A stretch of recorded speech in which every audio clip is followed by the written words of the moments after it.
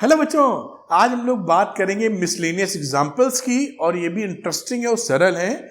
और इनको करने से पहले आपको थोड़ा सा सजेशन, आप जैसा जानते हैं बेटा कि इन वीडियो लेक्चर्स को आप सीरियल वाइज या सीक्वेंस में देखिएगा, जिससे कि आपके सारे कॉन्सेप्ट बहुत अच्छी तरीके से क्लियर हो जाए, मैथ समझ में आए, आसान लगे और कमांडिंग पोजीशन बन जाए। क्योंकि सवालों के दौरान मैं बहुत छोटी छोटी बातें बताता हूं जो आपके कॉन्सेप्ट को बहुत स्ट्रांग करेंगे। मेरे ख्याल से आप बात समझ गए होंगे। सीरियल वाइज सीक्वेंस में देखेंगे, सारी चीज समझ में बहुत आसानी से आएगी। सेट्स, इसी की बात हम लोग कर रहे हैं और इसी चैप्टर में हम लोग बात करेंगे आज मिसलेनियस एग्जाम्पल्स का। तो बिना समय को गंवाए स्टार्ट करते हैं 28 नंबर एग्जाम्पल। और ये रहा आपका 28 नंबर का एग्जाम्पल। लिखा है, show that the set of letters needed to spell cataract and set of letters needed to spell tract are equal. Set of letters की बात कर रहे हैं तो हम लोग सेट बना लेते हैं। सपोज अब कैटरैक्ट में मान लीजिए x is the set of letters in cataract. अब अगर ये इसका सेट है तो सेट थ्योरी के हिसाब से आप जानते हैं जो अल्फाबेट रिपीट होंगे उनको ड्रॉप एक बार लिखेंगे, बार बार नहीं लिखेंगे। तो C लिखा, A लिखा, T लिखा, फिर A आ गया तो A को दोबारा रिपीट नहीं किया, फिर R लिखा, फिर A आ गया तो रिपीट नहीं किया, फिर C आ गया तो C लिख चुके हैं फिर रिपीट नहीं किया, T वापस आ गया, लिख चुके हैं इसलिए नहीं लिखा। और ये इसको हटा देते हैं, ये CATR हमारी वैल्यू बन गई। इसी तरीके से हम ले लेते हैं Y is the set of letters in tract. इसके अंदर जो लेटर्स यूज हो रहे हैं उनका भी एक सेट ले लिया है बच्चों Y। तो इसको सेट बनाएंगे तो T लिख लीजिए, R लिख लीजिए, A लिख लीजिए और C लिख लीजिए, फिर T वापस रिपीट है तो लिखने की आवश्यकता नहीं है। अब यहां पर देखिए कि जो एलिमेंट C देखिए इसमें है, A इसमें है, T इसमें है, R इसमें है। जो एलिमेंट X में है वो Y में है और जो एलिमेंट Y में है वो X में है। यानी आप जैसा जानते हैं कि जब भी दो सेट्स, आपको याद भी दिला दें आगे इस्तेमाल भी होगा, अगर मैं बोलूं A is a subset of B and B is a subset of A, तो इसका मतलब होता है A और B दोनों बराबर है। बात समझ में आई होगी। A is a subset of B का मतलब A के सारे एलिमेंट B में है and B is a subset of B, यानी B is a subset of A, यानी B के सारे एलिमेंट A में है। तो A के सारे एलिमेंट B में है, B के सारे एलिमेंट A में है, तो दोनों इक्वल हैं। यहां पर यही सिचुएशन है, X is a subset of Y, X के सारे एलिमेंट Y में एंड Y के सारे एलिमेंट X में है। इसका क्या मतलब हो गया कि X और Y दोनों इक्वल सेट्स हैं और बात खत्म हो गई। तो समझ गए होंगे। ये एडिशनल थोड़ा याद दिलाने की कोशिश जिसका इस्तेमाल आने वाले सवालों में हम करेंगे, तो इसको आप नोट डाउन कर सकते हैं और इसके बाद एग्जांपल नंबर 29 है उसकी तरफ बढ़ते हैं। तो ये रहा एग्जांपल नंबर 29। इसमें देखते हैं ये क्या कह रहे हैं अपने से। बोल रहे हैं list all the subsets of the set. इसके सबसेट्स बनाने हैं हमको अकॉर्डिंग टू क्वेश्चंस और एलिमेंट है -1, 0, 1। आप जानते ही हैं, इसको मैं थोड़ा सा ठीक से लिख देता हूं। 0 और 1, आपको ये पता ही है कि नंबर ऑफ सबसेट्स की बात अगर करें, थोड़ी एडिशनल इंफॉर्मेशन आपको मालूम है, जस्ट रिमाइंड करा रहा हूं। तो 2 की पावर n लिखते हैं जहां n होता है number of elements in the set. तो अगर इस सेट की बात करें तो यहां n कितना है, n यहां पर 3 है बेटा। 3 एलिमेंट, 1 2 3 एलिमेंट हैं, यानी नंबर ऑफ सबसेट्स कितने होने चाहिए इसके। तो नंबर ऑफ सबसेट्स होने चाहिए 2 की पावर 3 यानी कि 8। अब इससे में ये अंदाजा मिल गया कि हम जो सबसेट बनाएंगे वो कुल कितने होने चाहिए, 8। खैर शुरू करते हैं सबसेट को बनाना।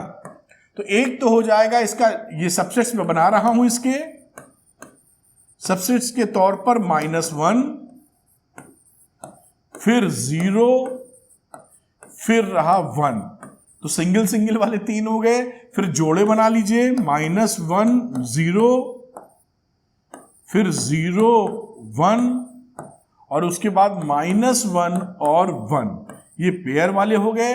इसके अलावा आपको मालूम है कि 5 सबका सबसेट होता है, तो 5 लिख देते हैं, मतलब नल सेट, और खुद ये अपने आप का भी सबसेट होता है, तो -1 0 1। अब आप देखेंगे कि हमारे 8 सबसेट बन चुके हैं, 1 2 3 4 5 6 7 8, यानी जितने रिक्वायरमेंट थी हमने फुलफिल कर दी है, और ये फाइनल आंसर हमारे हाथ में। कितने सबसेट्स हैं? टोटल 8। इसको भी मेंशन कर लीजिए, ध्यान से देख लीजिए, बिल्कुल समझ में प्यार से आ जाएगा। खैर, अब आगे की चर्चा करते हैं हम लोग। ये नोट कर लिया होगा। क्वेश्चन एग्जांपल नंबर 30 लेते हैं। ये थोड़ा सा अलग मेथड से करेंगे, जो ध्यान दीजिएगा ऐसा मेथड भी लगाना पड़ता है, बच्चों की प्रैक्टिस कम होती है तो वहां पर थोड़े कंफर्टेबल नहीं रहते। Show that A union B is equal to A intersection B. अगर ऐसा है तो वो इंप्लॉय करता है A is equal to B, तो इसको हम ट्रू मानेंगे और इससे ये साबित करेंगे, यानी if A union B is equal to A intersection B, तो इसका मतलब क्या है? A is equal to B. ये कहने का मतलब है A is equal to B कब कह पाते हैं? जब हम बोलेंगे A is a subset of B and B is a subset of A, then we can say that A is equal to B. ये मैंने भी पिछले सवाल में बताया था, इसको फिर से रिमाइंड करा रहा हूं। A is a subset of B कहने का मतलब ए में जो भी एलिमेंट हैं वो बी में भी हैं। B is a subset of A कहने का मतलब बी में जो एलिमेंट हैं वो ए में भी हैं। बी के सारे एलिमेंट ए में हैं, एक दूसरे के बराबर हो जाता है। ठीक है, अब यहां पर हम स्टार्ट करें अगर, तो हम लेट कर लेते हैं। Let small A, what is this? This is element. Small element A belongs to capital A, this is a set. मैं इसलिए लिख रहा हूं कि आप बात पकड़ पाए। कोई एक एलिमेंट किसी भी सेट यानी ए को बिलोंग करता है, इसमें कोई परेशानी नहीं है। तो हम बहुत आराम से इससे कह सकते हैं कि हमारा जो ए है वो बिलोंग करता है ए यूनियन बी को, कह पाएंगे। क्योंकि आप जानते हैं सेट थ्योरी एकदम समझते चलिए, थोड़ी प्रैक्टिस हो जाएगी तो फटाफट लगाएंगे। अगर कोई सेट कोई एलिमेंट ए में है तो ए यूनियन बी में होगा ही होगा, क्योंकि ए यूनियन बी में वो सारे एलिमेंट होते हैं जो ए में है, बी में है या दोनों में ही शामिल है, ए बी के सारे एलिमेंट। तो अगर वो ए में है तो ए यूनियन बी में है, उसमें कोई समस्या की बात है ही नहीं। अब यहां पर ए बिलोंग करता है ए यूनियन बी, और इन्होंने हमको ये बता रखा है कि आप ए यूनियन बी को ए इंटरसेक्शन बी मान सकते हैं। तो मैं यहां पर बड़े प्यार से लिख सकता हूं A belongs to A intersection B. बात देखिए, समझिए, कहां से? इक्वेशन नंबर 1 कह दो अगर, तो फ्रॉम 1 कह दो। यहां कंडीशन वंडीशन जो कहना चाहते हैं कह दीजिए, कोई समस्या नहीं है। बहुत सुंदर बात। अब A belongs to A intersection B अगर आपने कह दिया तो इसका मतलब क्या है? ए इंटरसेक्शन बी बहुत छोटा फिगर है, फिर भी इन दोनों में शामिल है ना। ए इंटरसेक्शन बी कौन सा पोर्शन होता है? ये वाला पोर्शन। तो अगर कोई एलिमेंट ए इंटरसेक्शन बी में है तो इसका मतलब है वो ए में भी है, बी में भी है। तो इसको आप क्या कह सकते हैं यहां से कि A belongs to A and A belongs to B.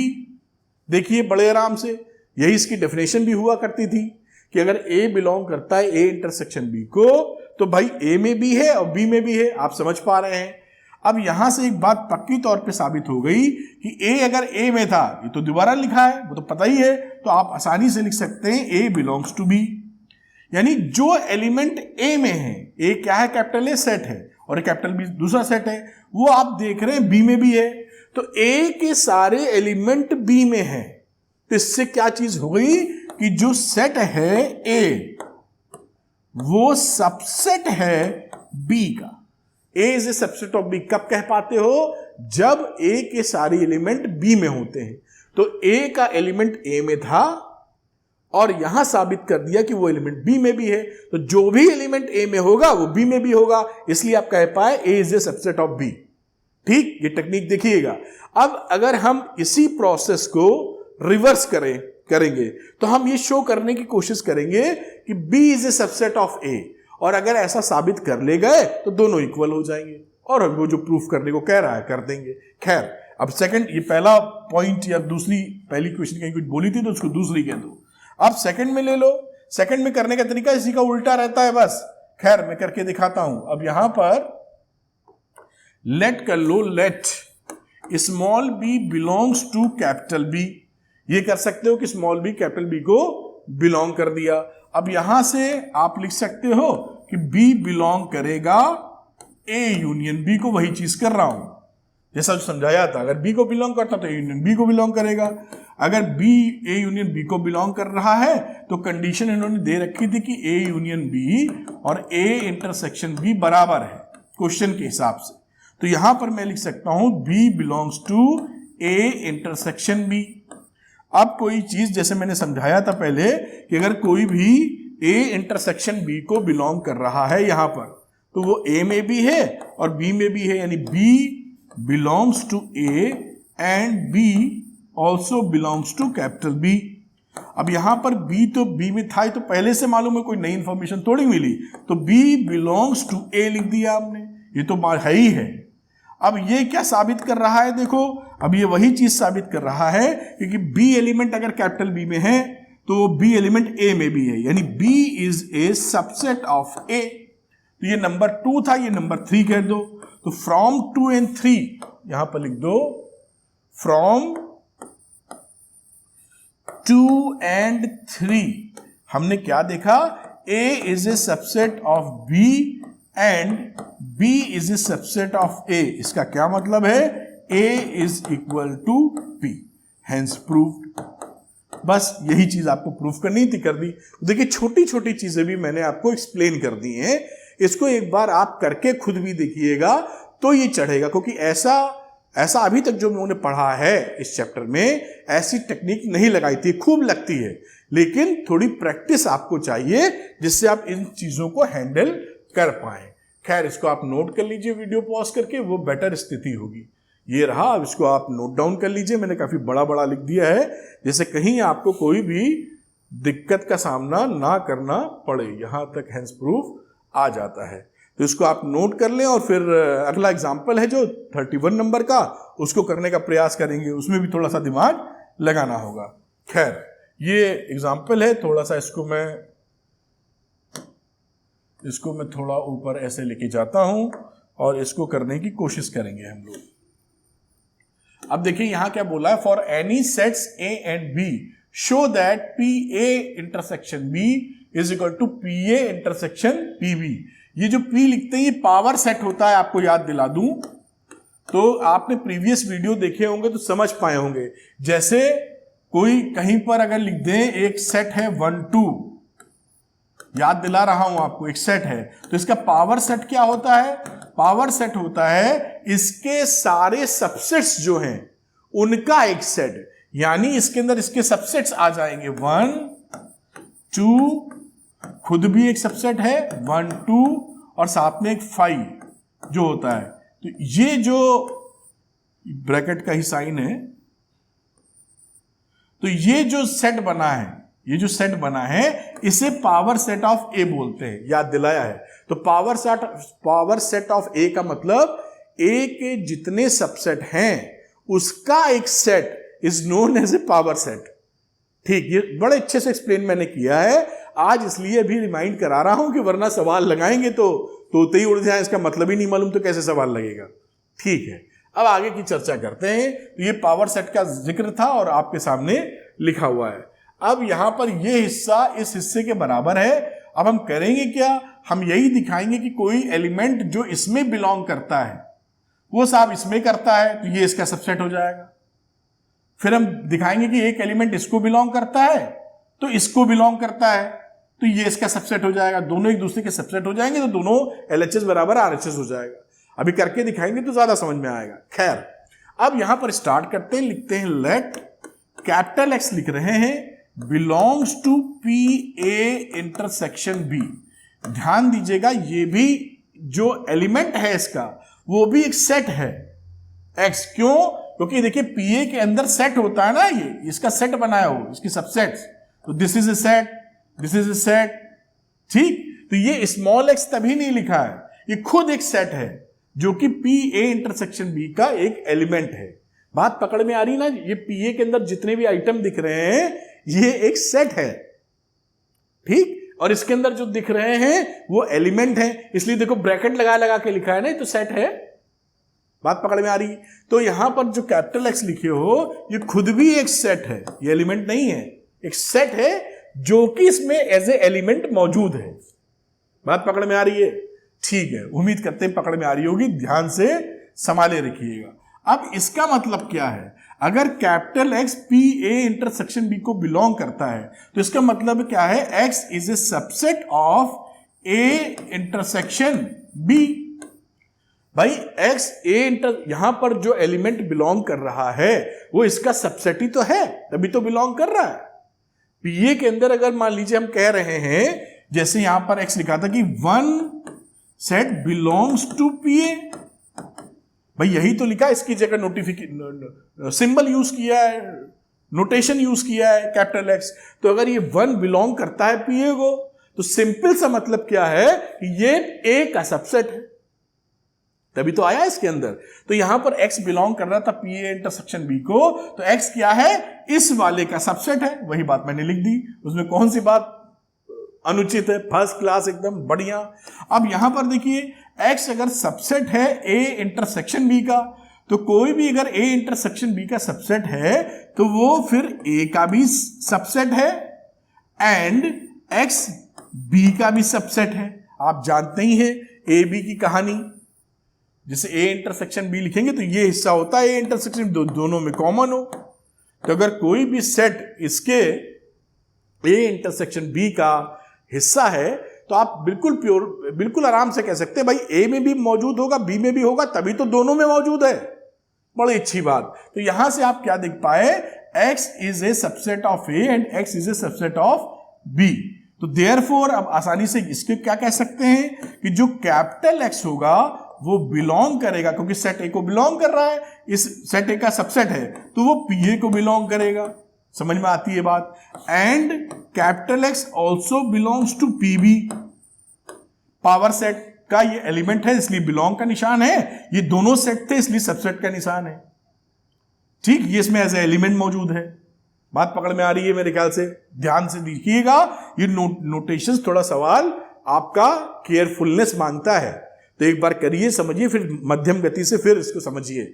इसलिए मैं एक एक स्टेप तोड़ तोड़ के बता रहा हूं कि पूरी तरह आप तक पहुंच सकूं। ये पीए के अंदर एक्स है, ये पीए के अंदर ये सेट था तो एक्स बिलोंग्स टू लिख दिया, ये दोनों सेट थे तो एक्स इसका सबसेट था। अब यहां लिख पाइए। अब इसका क्या मतलब है, एक्स बिलोंग करता पीए को, एक्स बिलोंग करता है पीबी को, ये कट्टम नहीं एक्स है, तो इसका मतलब क्या है कि एक्स बिलोंग करता है पीए इंटरसेक्शन पीबी को भी। भाई जब पीए में है और पीबी में है तो पीए इंटरसेक्शन पीबी में भी होगा, दोनों में तो मौजूद है। अब ये साबित करते ही आपने क्या किया, इसको इसका सबसेट साबित कर दिया। अंदाजा लगा ना कि यहां पे क्या साबित कर ले गए आप कह लेगा कि जो एलिमेंट इसमें है वही एलिमेंट इसमें है, तो आप कह पाए कि P A intersection B is a subset of, बड़ा ब्रैकेट में डाल रहा हूं ऐसे, P A intersection P B. बात पकड़ में आई, ये इसका सबसेट है। अब यही चीज मैं उल्टी साबित कर दूंगा तो दोनों इक्वल हो जाएंगे। मेरे ख्याल से बात पकड़ पाए होंगे। ये इसको लिख दो 1। अब आगे चर्चा करते हैं इसके आगे की, इसको थोड़ा ऊपर ले जाते हैं, यहां रुकते हैं बच्चों। अब हम लोग क्या करेंगे, एक y एलिमेंट मान लेंगे, let capital Y belongs to this one. इससे शुरू होना है क्योंकि यहां से यहां पहुंचे तब यहां से यहां पहुंचेंगे। तो यहां पर क्या लिखेंगे आप कि अगर कोई y एलिमेंट है जो बिलोंग करता है किसको, पी ए इंटरसेक्शन पीबी को, एक ब्रैकेट अभी डाल देते हैं जिससे समझने में आपको आसानी हो। तो अगर कोई, ये क्या, ये भी सेट है, सेट बिलोंग कर रहा पीए इंटरसेक्शन पीबी को, तो इसका सिंपल मतलब क्या है कि y बिलोंग करेगा पीए को and y also belongs to PB। भाई जब ये बंदा बिलोंग कर रहा PA इंटरसेक्शन PB को, तो PA को भी बिलोंग कर रहा होगा, PB को कर रहा होगा, तभी तो दोनों के कॉमन वाले में PA इंटरसेक्शन PB में साथ आ पाया है। ठीक है, अब यहां पर देखिए आप क्या लिखा है, लिखा y बिलोंग्स टू PA। अगर y बिलोंग करता है PA को तो आप लिख सकते हैं y is a subset of A। भाई ये इसका एलिमेंट था तो A का सबसेट होगा तभी तो एलिमेंट बना होगा, जो ऊपर समझाया था। और इसी तरीके से लिख सकते हो y is also a subset of B। अगर y A का सबसेट है और B का सबसेट है तो y सबसेट हो जाएगा A इंटरसेक्शन B का। भाई इसका भी सबसेट उसका भी सबसेट, तो इन दोनों का जो कॉमन है उसका भी सबसेट। अगर दोनों का सबसेट हो गया तो यहां से क्या दिखा पावर सेट के हिसाब से कि y belongs to PA intersection B। ऊपर जो बात समझाई थी उसी का रिपीटिशन है एक तरीके से। अब यहां पर देखो जो y इसको बिलोंग कर रहा है वो इसको बिलोंग कर रहा है, यानी आप क्या कह पाए, आप ये कह पाए कि PA इंटरसेक्शन PB, ये जो चीज है ये सबसेट हो गई PA इंटरसेक्शन B की। ये इक्वेशन नंबर 2 हो गई। अब फ्रॉम 1 and 2 देखिए, ये इसका सबसेट और ये इसका सबसेट, तो इससे क्या हुआ, दोनों इक्वल हो गए। तो यहां पर आप लिख सकते हैं फ्रॉम 1 and 2 हमारी वैल्यू क्या हो गई, PA intersection B is equal to PA intersection PB। ये एक सवाल हो गया जो कि एक हॉट्स टाइप का सवाल है, मैंने तोड़ के समझाने की कोशिश की है, लेकिन क्योंकि ये पावर सेट का है थोड़ा सा समझने में टाइम लग सकता है आपको, तो बिल्कुल ना घबराएं, इसको एक अच्छी तरह देख लें, फिर अपनी कॉपी पे लेके थोड़ा सोचें। मैंने एग्जाम्पल दे दिया था, देखिए आप इसको नोट भी करें, एग्जाम्पल मैंने दे दिया था जिससे आप ये समझ पाए कि सबसेट और इसकी कहानी क्या बन रही है। खैर इसको नोट करें आप, ये रहा, इधर आ जाओ भाई, तो वीडियो को पॉज कर लीजिए और इसको नोट डाउन कर लीजिए, फिर आगे की बात करते हैं। इसको थोड़ा ऊपर लेके जाते हैं यहां तक, तो नोट करें, मेरे ख्याल से प्रूव हो ही गया है। इस तरीके से आप इसको नोट कर सकते हैं बेटा, और थोड़ा सा आप कॉपी किताब लेके रजिस्टर लेके थोड़ा दिमाग लड़ाइएगा तो ज्यादा क्लैरिटी बन जाएगी। चलते हैं दूसरे सवाल पर। तो बेटा अगले एग्जाम्पल पे आते हैं और देखिए अगला एग्जाम्पल है 32। देखिए इसको भी कितने सुंदर तरीके से करेंगे। लिखा है market research group conducted A survey of 1000 consumers. तो 1000 कंज्यूमर्स पर हमने सर्वे किया। तो ये देखिए मैं 1000 लिख रहा हूं, ये यूनिवर्सल सेट की कहानी लिखी है अभी, यूनिवर्सल सेट यू जिसपे सर्वे हुआ है, and reported that 720 consumers like product A. Product ए पसंद करने वाले कितने लोग हैं, 720, और 450 प्रोडक्ट बी को पसंद करते हैं, ये हो गया 450। What is the least number that must have liked both products, यानी ए और बी का इंटरसेक्शन चाहिए, वो भी लीस्ट नंबर। तो लिखा है what is the least number that must have liked product both products. बढ़िया। अब हम ये जानते हैं कि n, अगर मैं बात करूं n s a b बना है ना, तो मैं इसको ले लेता हूं a यूनियन b। देखिएगा अब इसकी वैल्यू होगी na plus nb minus na intersection b। अब यहां पर na की वैल्यू दी है 720 बेटा, nb दी है 450 और nab हमको मालूम नहीं है। तो na union b is equal to, इन दोनों को जोड़ दो, 7 4 11, 1170 आ रहा है जहां तक, माइनस na इंटरसेक्शन b। अब थोड़ा सा देखिए मेरी बात तो सुनिए, इसने कहा है ये लीस्ट वैल्यू हमको चाहिए, है ना, what is the least number that must have like both the products. अब आपको दिखाता हूं जादू ये समझने का, आओ भाई ये मामला ऐसे, ये बनाया वेन डायग्राम, आप समझना मेरी बात। अब ये है यूनिवर्सल सेट, यहां पर ए सेट है, यहां पर बी सेट है। तो यूनिवर्सल सेट में 1000 लोग हैं, मतलब इस पूरे सिस्टम में 1000 हैं। तो 1000 लोग में हो सकता है 1000 लोग बाहर होते पूरे, मतलब ए में भी ना होते, बी में भी ना होते, कहीं ना होते, ऐसा तो है नहीं, कुछ ना कुछ तो है। तो ऐसा हो सकता है कि कुछ लोग यहां हो, एक एग्जांपल दे रहे हैं कि मान लीजिए 50 लोग यहां हैं, 50 लोग यहां हैं, 100 लोग यहां हैं। अगर ऐसी सिचुएशन होती तो आप क्या कहते हैं कि 100 200 लोग घटा दो 1000 में, 800 देखो बाहर है, क्योंकि यूनिवर्सल सेट में तो टोटल 1000 ही चाहिए, 1000, तो ये 100 50 50 1000। या ऐसा होता कि पूरे 1000 के 1000 आपके ए बी के अंदर चले जाते, मतलब यहां पर मैं ये वैल्यू अगर हटा दूं और यहां पर ये कह दूं कि यहां वैल्यू कितनी हो गई, समझाने के लिए कि 850, तो 850 900 और 1000। अब क्या ए यूनियन बी की वैल्यू क्या है, ए यूनियन बी, क्या हमारी ए यूनियन बी की वैल्यू 1000 से बड़ी पॉसिबल है क्या? क्योंकि 1000 से ज्यादा तो हो ही नहीं सकती, क्योंकि यूनिवर्सल सेट में ही कितने आइटम है, 1000। अगर ये डाटा 1000 से बड़ा हो गया ए यूनियन बी इसके अंदर वाला, तो यूनिवर्सल सेट से बड़ी फिगर हो जाएगी, जो कि इलॉजिकल है, जो रॉन्ग डाटा है। जो यूनिवर्सल सेट है ए यूनियन बी को उसी का सबसेट होना होगा या उसके बराबर होगा मैक्सिमम। बात पकड़ पा रहे हैं मेरी? यानी ए यूनियन बी की जो मैक्सिमम वैल्यू है, ए यूनियन बी की जो मैक्सिमम वैल्यू है वो 1000 हो सकती है। भाई सारे के सारे जो बाहर पड़े थे सब घुस गए इसके अंदर, अब इससे ज्यादा है ही नहीं कुछ आइटम। बात पकड़ में आई? अब यहां पर देखिए, जैसे जैसे हमारा ये इसको अगर मैक्सिमाइज करना है, जो कि 1000 तक जा सकता है, अगर हमें एन ए यूनियन बी को, कलर बदल लेते हैं, मैक्सिमाइज करना है तो हमें ए इंटरसेक्शन बी को मिनिमाइज करना होगा। ये देखिए यहां घट रहा है ना, अगर इसको बढ़ाना है तो इसको कम करना है, तब तो वैल्यू बढ़ेगी क्योंकि माइनस हो रहा है।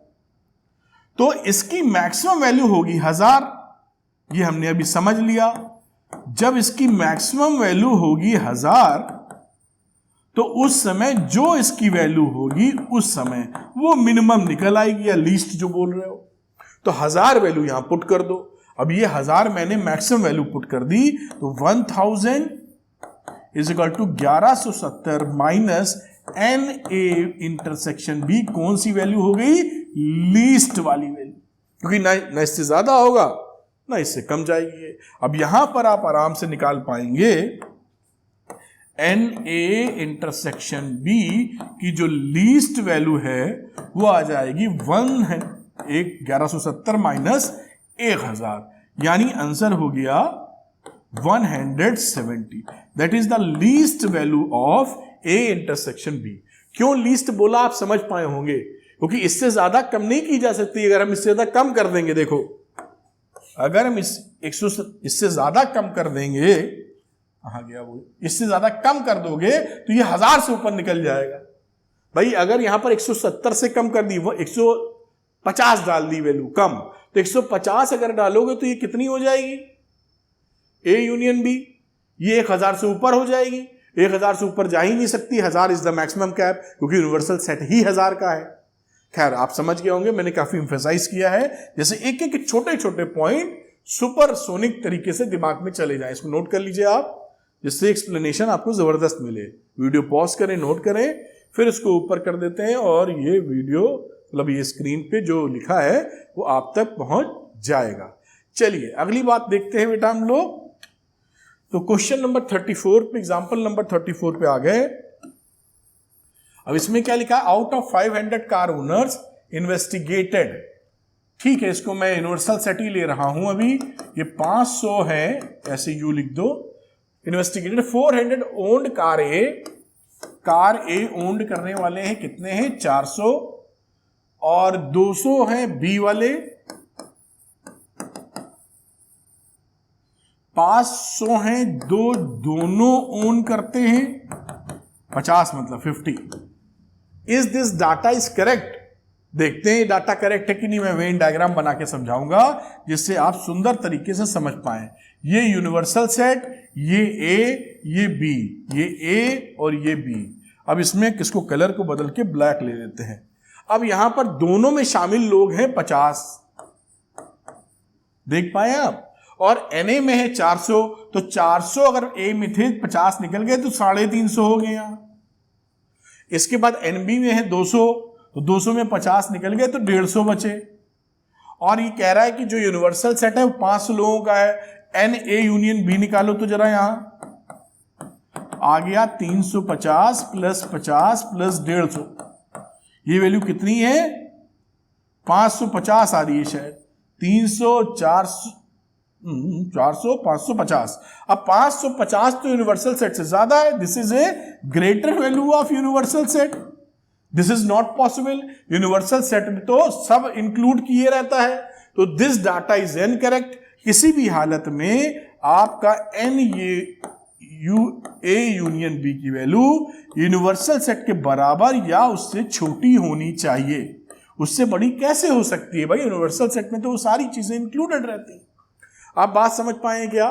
तो वेन डायग्राम की मदद से समझ में आ रहा है भाई, यहां पर टोटल यू में थे 500 लोग, ये 550 है, तो this data is wrong, this data is wrong. अब ये जो मैंने वेन डायग्राम से बनाया है, इसकी जगह फॉर्मूला भी इस्तेमाल कर सकते थे ये ए यूनियन बी निकालने के लिए। फॉर्मूला चलिए वो भी कर लेते, उसमें क्या है। तो अगर आप फॉर्मूला इस्तेमाल करते तो भी आ जाता था, एन ए यूनियन बी आप लिखते बेटा, तो लिखते हो N A plus N B minus N A intersection B. तो एन ए की वैल्यू लिखते 400, एन बी की वैल्यू लिखते 200 और कॉमन की 50, तो ये वैल्यू कितनी आ जाती 550। अब फिर वही लॉजिक लगाते जो मैंने बताया है कि एन ए यूनियन बी कभी भी यूनिवर्सल सेट से बड़ा नहीं होगा, उसके बराबर या उससे छोटा होगा, एकदम क्लियर है, इसको नोट कर लें। फिर अगला एग्जांपल हम लोग करेंगे, तो ये आप इसको वीडियो को पॉज कर लीजिए साहब और इसको नोट कर लें, यहां पे हो जाएगा काम, ज्यादा ऊपर जाने की आवश्यकता नहीं है। चलते हैं अगले एग्जांपल पर, देखिए कितने प्रेम से ये भी होगा।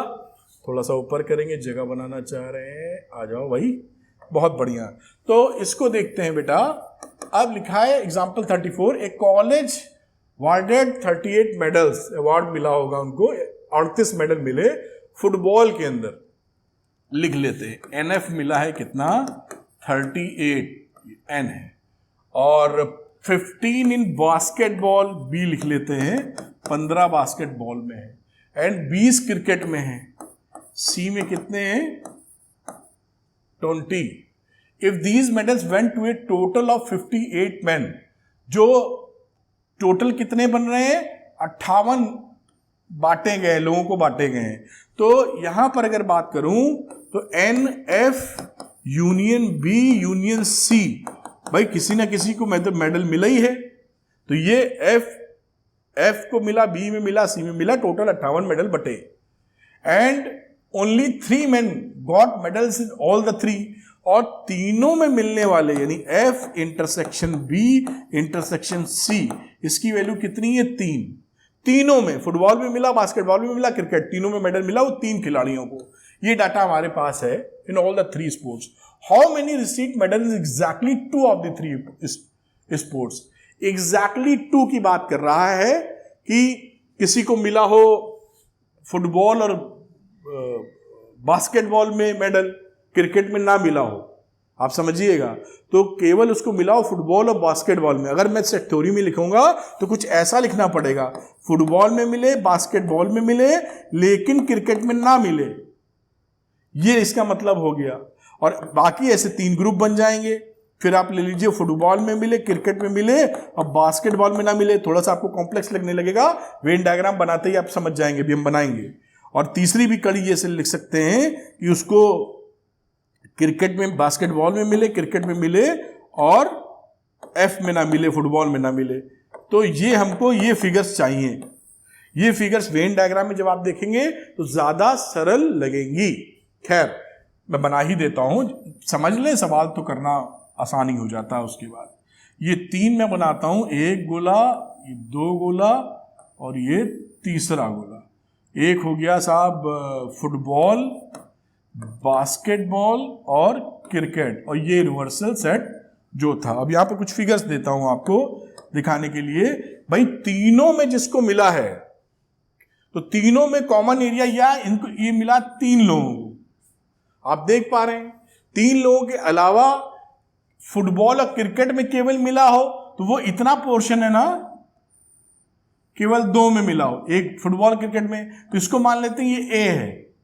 इसके बाद ये हो गया 2 में मिलने वाला इतना टुकड़ा, फुटबॉल और बास्केटबॉल इसको मान लो बी है, और फिर बास्केटबॉल और सी वाला इतना टुकड़ा 2 में मिले केवल, उसको मान लो सी है।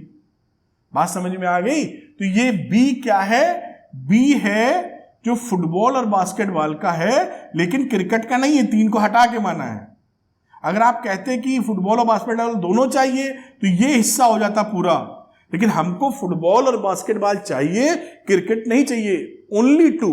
तो उस दशा में ये बी वाला फिगर हमको चाहिए, तो हमको ए बी सी निकालना है। हमें इतनी बात समझ में आ गई, वेन डायग्राम से इस सवाल को निपटा सकते हैं, लेकिन अभी एक स्टेप फर्दर लेके चलते हैं, इससे हमारी वैल्यू क्या आएगी। तो फॉर्मूला हम लोगों ने सीखा था, यहां मैं लिखना चाहूंगा, जहां पर N F union B union C लिखा जाता था, जिसे आप लिखते थे N F plus N B plus N C, फिर माइनस दोनों की पेयरिंग, तो N F intersection B minus N B intersection C minus N F intersection C, formula पढ़ा है हम लोगों ने, और फिर प्लस करते थे N F intersection B intersection C. ये फॉर्मूला था, ये फॉर्मूला जो कॉन्सेप्ट वीडियोस इसके बाद वाले वहां पर मैंने प्यार से आपको समझाया है। अब यहां पर जो फिगर्स हमारे पास हैं उनका इस्तेमाल करें तो हमें एक फिगर तो 58 वाली मालूम है, तो यहां पर मैं 58 रख देता हूं, और एनएफ की वैल्यू 38 है, एनबी की वैल्यू 15 है, एनसी की वैल्यू 20 है, और हो गया ये, और दोनों वाली जो कहानियां लिखी हैं ये तो खैर अभी लिखी हुई हैं, और प्लस एन एफ तीनों वाले जो लिखे हुए हैं वो ये 3 है।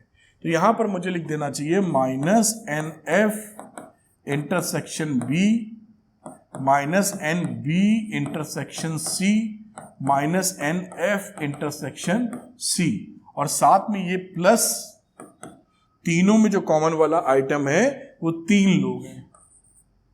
अब इसको सॉल्व कर लीजिए, ये हुआ 58, इसको जोड़िए 20 30 40 20 30 30 60 और 68 और 5 73 में, और एक जुड़ गया 3 तो 76 आ गया। मेरे ख्याल से सही लिख रहा हूं मैं, और ये जो वैल्यू थी ये तो लिखी रहेगी, minus N F intersection B minus N B intersection C minus N F intersection सी।